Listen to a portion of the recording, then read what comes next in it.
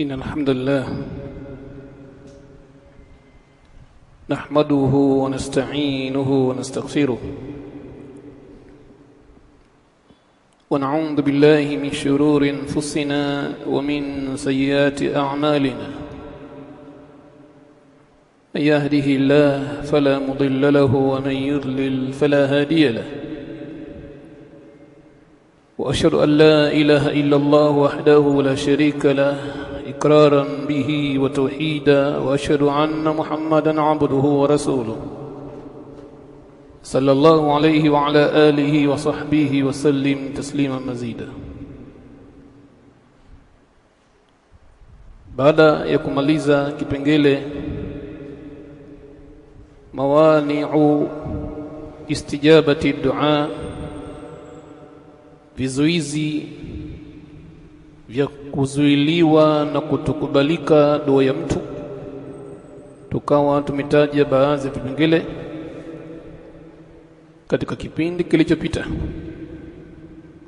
na insha Allah kwa muda huu mchache tutazungumzia adabu duai, adabu za kuomba dua, mafunzo maalumu wanayopewa Waislamu katika jambo la kuomba dua. Kila jamii na kila mila wana taratibu zao za kuomba dua. Mayahudi, Manasara, Mabuda na watu wa mila mbalimbali wana taratibu zao za kuomba dua ambazo walizozizua na kuziandisha kwa upande wa nafsi zao. Ma anzalallahu biha min sultani, Allah hakuteremsha kwa hayo anayafanya hoja yoyote. Sisi Waislamu tumewekewa taratibu maalum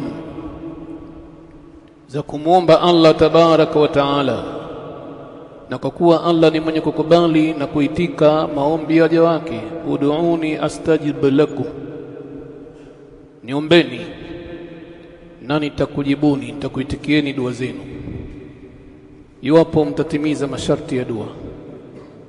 Innal ladhina yastakbiruna an ibadati, hakika ya wale ambao wenye kufanya kiburi wakajivuna wakaacha kuniomba mimi, sayadkhuluna jahannama dakhirin, karibuni hivyo wataingia katika moto wa jahannam hali ya kwamba watu hao ni madhalili. Allah anapenda sana jambo la kuomba dua kutoka kwa waja wake.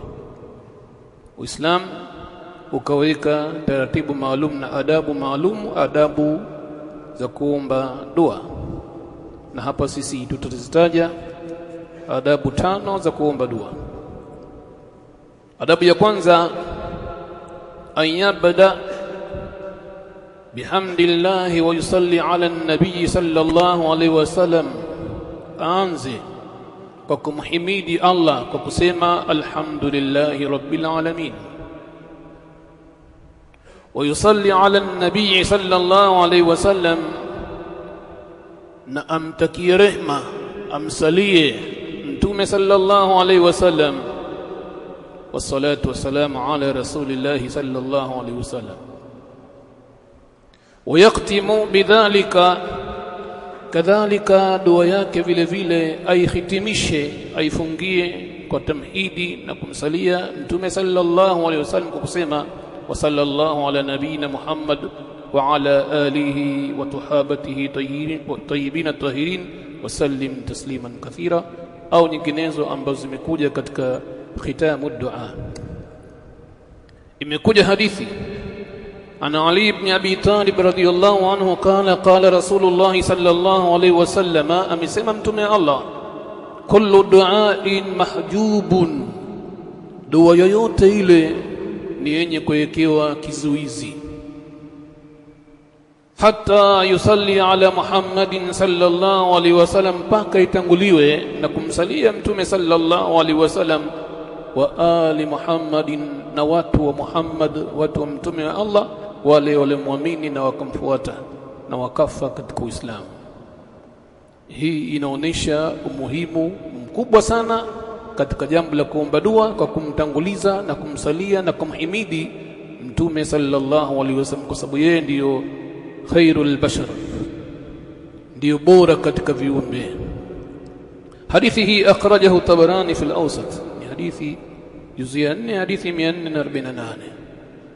وفي روايات عن عمر بن الخطاب رضي الله عنه قال مسما إن الدعاء موقوف بين السماء والأرض, hakika dua unayoomba inazuiliwa baina ya mbingu na ardhi. Wewe unaomba dua basi zinakwenda mpaka katikati ya mbingu, na kabla ya kufika katika mbingu inazuiliwa dua yoyote ambayo wewe unaiomba. La yus'adu minhu, dua hiyo haipandishwi ikafika katika mbingu na kwa Allah tabaraka taala shay'un, sehemu yoyote katika dua zako, hatta tusalli ala nabiyika, mpaka umsalie mtume wako Muhammad sallallahu alaihi wasallam. Maneno ya Sayyidina Umar hayo, yani sahaba kamsikia mtume Allah akizungumzia hayo. Kwa hiyo jambo la kumsalia mtume Allah inda ahlus sunna wal jamaa ndio jambo ambalo limepewa kipaumbele. Watu wa sunna ndio wenye kumsalia mtume sana kuliko mtu yoyote, kwa sababu wanafahamu umuhimu wa kumsalia mtume sallallahu alaihi wasallam katika namna yake iliyothibiti pasina kuzidisha maneno mengine katika sala ya mtume. Hadithi hii rawahu Tirmidhi, amepokea al-Imam Tirmidhi, ni hadithi 490. عن فضالة بن عبيد الله رضي الله عنه قال سمع رسول الله صلى الله عليه وسلم رجلا يدعو في صلاته. Mtume Allah alimsikia mtu mmoja katika sala yake anaomba dua katika sala yake, lakini ndani ya dua yake hiyo lam yumajjidillah ta'ala, hakumtukuza Allah tabaraka taala, kaanza kumhimidi Allah. ولم يصلي على النبي صلى الله عليه وسلم, ولا hakumsalia na kumtakia rehma mtume sallallahu alaihi wasallam. Ima ilikuwa katika sijida yake mtu yule, au katika rukuu anasoma, yuko katika at-tashahhud atahiyatu, akawa ameomba dua moja kwa moja. Faqala, mtume akasema kumwambia mtu huyu na kuambia watu wengine ambao wako humo katika msikiti, ajala hadha, huyu mtu kafanya haraka sana, yani kaomba dua tu moja kwa moja, hakumtukuza Allah na kunisalia mimi, ameomba tu dua yake rabbana atina fid dunya hasana, hakuanza alhamdulillahi rabbil alamin wa salatu wassalamu ala rasulillahi sallallahu alaihi wasallam. Ajala hadha, huyu mtu mbona amefanya haraka sana. Thumma da'ahu, kisha mtume Allah akamwita mtu huyo. Faqala lahu, akasema kumwambia yeye mtu huyo, au li ghairihi, au mtume alisema kumwambia mwingine, idha salla hadukum, wakati atakaposali, wakati atakapoomba dua mmoja wenu, faliyabda bitamhidillah, aanze kwa kumhimidi Allah, wathanai alayhi, na kumsifu Allah kwa sifa zake, thumma yusalli ala nabii, kisha amsalie mtume Allah, thumma yad'u ba'du bima shaa, kisha baada hapo aombe dua yoyote ambayo yeye mwenyewe anaitaka. Iko ruhusa ya mtu kuomba dua anaitaka baada ya zile dua ambazo maathura. Waraa Rasulullah sallallahu alaihi wasallam rajulan, na mtume Allah alimuona mtu mmoja, famajjada Allah wa hamidahu, mtu huyo alianza kumtukuza Allah na kumhimidi Allah kwa sifa zake, wa salla ala nabii sallallahu alaihi wasallam, mtu huyo akanamsalia mtume sallallahu alaihi wasallam. Faqala Rasulullah sallallahu alaihi wasallam, ayuha almusalli ud'u tujab, ewe uliyesali na ewe uliyeomba dua, ud'u, endelea kuomba dua, tujab, utaitikiwa dua zako. Baada ya kumtukuza mtu yule sana Allah na kumsalia mtume Allah, akawa anaomba wingi wa dua, mtume akawa anazisikia dua zile. Mtume aliingia hima na hamu, akamwambia ayuha almusalli, ewe mwenye kuomba dua, ud'u tujab, omba dua, endelea kuomba dua, dua zako zitaitikwa. Kwa hiyo Muislamu anatakikana ajihimize sana katika kumsalia, kumtukuza sana Allah na kumsalia mtume Allah sana, halafu aombe dua zake. wala hakuna ubaya kama dua ile itakuwa misikia mtu wa kuliani kwake kushotoni kwake, wala hakuna ubaya. Mazal hajainua sauti sana katika kuomba dua yake hiyo. Hadithi hii rawahu Tirmidhi, ni juzu ya pili ukurasa nambari 488. Na aina nyingine, adabu nyingine katika adabu ya kuomba dua, ad-du'a fi rakhai wa shidda, kuomba dua kipindi cha raha, maisha yako mazuri, huna shida, mambo yanakwenda vizuri kabisa, basi usije ukajipweteka ukasema haina haja kuomba dua bwana, mambo yote yako sawa sawa bwana, yako sawa kabisa. Au kwa vijana yako poa kabisa, ikawa mtu umeacha kuomba dua. Kuomba dua wakati wa raha wa shida na wakati wa shida, dhiki, majonzi, mitihani, omba dua katika vipindi vyote viwili hivi, kipindi cha raha na kipindi cha shida. Na hayo ni kutokana na hadithi ya Abi Hurairah radhiyallahu anhu, qala, amesema qala Rasulullah sallallahu alayhi wasallam, tunakasema man sarrahu an yastajiba Allahu lahu inda shada'id wal kurabi falyukthir ad-du'a fi ar-rakha, mwenye kufurahi, mwenye kupenda kumuitikia Allah dua yake mtu huyo wakati wa shida, kama anapenda dua zake ziitikiwe, Allah aziitike, ampe maombi yake wakati wa shida na wakati wa misukosuko, falyakthiri dua, basi na afanye wingi wa kuomba dua kila wakati. Basi wakati wa misukosuko hata pasina hata kumuomba Allah tayari kishamwondoshia shida zake. Akithirishe kuomba dua fi rakhai, katika wakati wa kipindi cha raha, wakati mambo yake mazuri kabisa, basi huo ndo hasa muda wa kumwomba Allah sana kabisa, kama kwamba yuko katika shida nyingi, kumbe hana matatizo yote wala hana shida yoyote. Aombe dua sana, aswali sana katika kipindi cha raha, basi Allah atamkumbuka katika wakati wa shida zake. Qala Allah ta'ala, na Allah anaonyesha umuhimu wa mtu kuomba dua sana na kumtaja Allah sana wakati wa raha, wakati wa shida Allah anaitika dua yake mtu huyo. Amesema Allah katika fi Yunus, kuhusiana na Nabii Yunus ibn Matta alayhi salatu wassalam, hinama da'ahu fa anjahu, wakati Yunus alipoomba dua akiwa ndani ya tumbo la chewa au ndani ya tumbo la samaki mkubwa. Utu ni samaki mkubwa sana, faltakamahu alhutu wa huwa mulim, alimwezwa Yunus ibn Matta na chewa, hali ya kwamba ni mwenye kulaumiwa kwa kule kuwakimbia watu wake aliyowalingania, ikawa watu hawataki chochote, hawasikilizi chochote, hawaamini chochote. Allah akamwahidi, kama nitawaangamiza watu wako. Wakapewa siku 3 wale watu, kama hawakuamini wataangamizwa.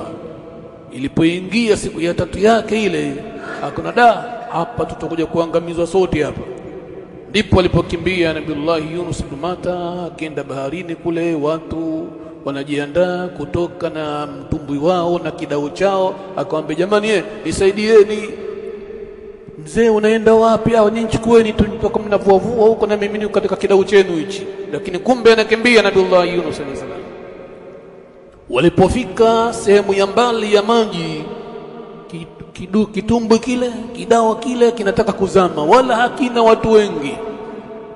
Mmoja mwenye hikma akasema, humu lazima kuna mtu amemkimbia bwana wake. Watu hawana dini, wana itikadi tu, wanaishi kiitikadi. Hapa lazima kuna mtu kamkimbia bwana wake. Yani kama vile mtu anapopata misukosuko akiwa na wenziwe, halafu watasema hapa lazima kuna mtu kaondoka kwake, hakuaga. Ndio maana sisi tunapata shida kama hizi. Itikadi zinakuwepo kwa watu ambao wasiokuwa na imani za dini, akida ilikuwa sahihi, wana itikadi zao. Wengine mtu kaona bundi hiyo katika nyumba yake, akasema basi hapa wachawi washanizunguka katika nyumba hii, bundi. Kumbe ni ndege kama ndege wengine, kama analiwa anaweza kumchukua akamchinja akampika supu akala.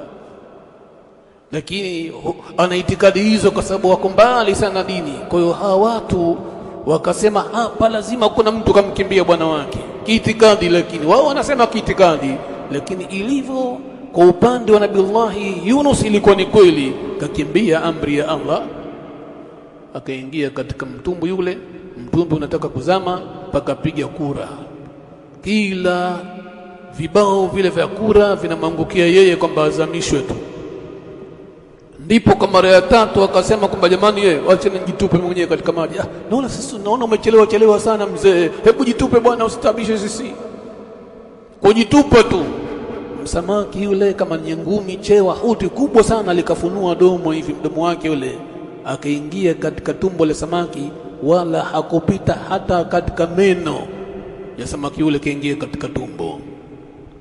Mtumbwi na kidao kile kikatulizana, kinakwenda vizuri. Jamaa wanaendelea kuvua baharini kule, wala hawana habari ya mtu kama kazama kamezwa na chewa, wala si muhimu kwa wao. Wao muhimu ni kuvua samaki tu. Huyo samaki anaondoka naye Nabiullahi Yunus ibn Matta kwenye maji mingi, na akazama naye chini huko. Ilikuwa ni usiku, na wakati wenyewe yumo ndani ya tumbo la chewa ni kiza, na kiza cha bahari. Ndipo walipoakinisha kwamba hapa hakuna njia yoyote ya kuokoka isipokuwa lazima ni muombe Allah tabaraka taala, la ilaha illa anta subhanaka inni kuntu minadh-dhalimin. Baada ya kumtukuza sana Allah tabaraka taala, kumtasbihi sana, akasema hivyo, la ilaha illa anta subhanaka inni kuntu minadh-dhalimin. Hakuna yoyote apasaye kuabudiwa kwa haki isipokuwa wewe. Umetakasika Allah na kila namna ya upungufu. Huna upungufu, huna kasoro yoyote, umetakasika Allah. Hakika mimi ni miongoni katika watu ambao waliodhulumu nafsi zao. Allah anasema, lau asingekuwa minal musabbihina, miongoni katika watu ambao wenye kumsabihi Allah sana, la labitha fi batnihi. Anasema, falaula annahu kana minal musabbihin, laiti Yunus ibn Matta asingekuwa ni miongoni mwa watu wenye kumsabihi sana Allah wakati wa raha, la labitha, kwa hakika hakuna wasiwasi wowote. La mutaukidi, lamu ya mwanzo hiyo, la labitha, kwa hakika hakuna wasiwasi wote, angebaki fi batnihi, katika tumbo la ut, ila yawm yub'athuna. Sisi tumeghadhibika naye tukembakisha mpaka siku atakapofufuliwa viumbe, yani kiyama kinalia parapanda, yeye yumo ndani ya tumbo la chewa. Umuhimu na ukubwa wa kumtaja Allah wakati wa raha, Allah anakusaidia katika wakati wa shida. La yadu ala ahli, kadhalika vile vile katika miongoni katika mambo ambayo anatakikana mtu kuyafanya, asiombe dua katika adabu zile za kuomba dua. La yadu ala ahlihi, asimuombe dua mbaya watu wake, mkewe, wanawe, jamaa zake, familia yake, rafiki zake ambao hawana kosa lolote lile, asije kuombea dua mbaya watu wake. Au malihi, au akaomba dua mbaya kwa mali yake, au waladihi, au mwanawe, au nafsi, au yeye mwenyewe akajiombea dua mbaya. Asijiombee dua mbaya. Katika adabu ni kuomba dua njema nzuri, watu wake, mali zake, wanawe, yeye mwenyewe. Hadithi imekuja ya Jabir radhiyallahu anhu fi rajuli alladhi la'ana ba'irahu, kuhusiana mtu ambaye alimlaani ngamia wake. Alikuwa ni mtu katika kipindi cha Mtume sallallahu alaihi wasallam, ngamia wake hivi kwingine kamvuta kamba, ngamia anakwenda huku na yeye anamvuta huku, kwa hiyo akamlaani ngamia, laana ya Allah iwe juu yako wewe ngamia, wewe utesa kama hivi wewe. Akamlaani ngamia yule, na Mtume Allah yupo. Faqala Rasulullah sallallahu alaihi wasallam, hapo Mtume kasema, man hadha al-la'inu ba'ira, huyo anamlaani ngamia wake ni nani huyo? Si kama Mtume kusikia sauti ile, amesikia na amemjua, lakini anataka kuonesha uzito na ubaya wa mtu kuombea dua watu wake au mali zake, na mnyama huyo katika mali yake. Qala ana ya Rasulullah, yule mtu akasema, mimi ndio ambaye nimemlaani ngamia wangu huyu, anatutesa bwana. Alikuwa yuko juu ya ngamia, amempanda. Laana ya Allah yuko juu yako, sisi tunataka tuende speed hapo na kwenda kidogo. Laana ya Allah juu yako ngamia wewe. Mtume akamwambia, anzil anu, shuka juu ya ngamia huyo. fala tusahibna bimal'uni, sisi hatuwezi kufuatana na mtu ambaye anawalaani viumbe, hatuwezi kufuatana naye. Ilikuwa ni makaripio, si kama mtume anamwambia usifuatane na sisi, maana yake anamkaripia usifanye hivyo kwa laani wanyama wako, mali zako. Na leo imeenea sana, mtu biashara zake yazendi, la Allah ziwe juu yake, bora ile duka lipotelee mbali, sina faida ninayopata mimi hapa, bora nikose mimi bwana. La tadu ala anfusikum, mtume akasema msiombe dua dhidi ya nafsi zenu, msijiombee dua mbaya ukasema maisha yenyewe haya magumu, bora nife mimi bwana, bora nipigwe gari bwana. Wako watu wao wanaomba dua mbaya. Msukosuko umempata, mtu anakamata chupa ile ya jiki, anataka kunywa jiki, anataka kunywa kilozoni, anataka kula madonge yale, au anajiombea dua bora nife kuliko hali kama hii. Mtume akasema la tadu ala auladikum, msiwaombee dua mbaya watoto wenu, hata kama ni wabaya kiasi gani hawakusikilizini. Msiwaombee dua mbaya watoto wenu. Wala tadu ala amwalikum, na wala msiombe dua juu ya mali zenu. La tuwafiku min Allah saa, isije kuwafikiana kwamba ndio saa ya ijaba hiyo, muda wa kujibiwa dua, ukawa Allah anapokea dua alafu nyinyi mnaomba dua mbaya hizo. La tuwafiku min Allah sa'atan yusal fiha ataa fayustajaba lakum, msije mkaomba dua wakati ambao Allah anakubali ampokea dua, akakubali dua zenu ambazo ni dua mbaya mmeomba. Hizi ni katika tatu katika adabu za dua, lakini inshallah tutoshike na hapo. Tutakuja kuingia adabu ya 4 na adabu ya 5 katika adabu za kuomba dua. Subhanakallahumma wa bihamdika nashhadu an la ilaha illa anta nastaghfiruka wa natubu ilayka wa sallallahu ala Muhammad wa ala alihi wa sahbihi wa sallam.